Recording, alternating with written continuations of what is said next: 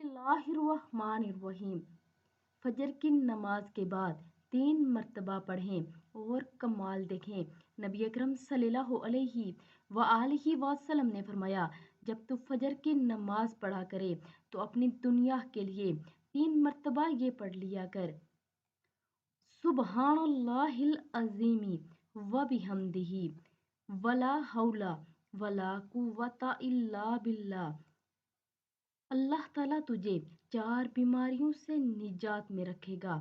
Number 1 ہے پاگل پن، number 2 ہے کوڑ اور نمبر 3 ہے اندھا پن، نمبر 4 ہے فالج۔ پھر اپنی آخرت کے لیے یہ دعا کر لیا کرو اور اللہ رب العزت سے سب کے لیے دعا کیا کریں۔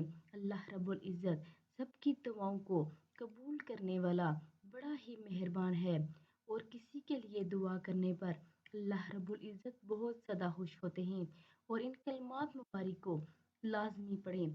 جزاک اللہ خیر۔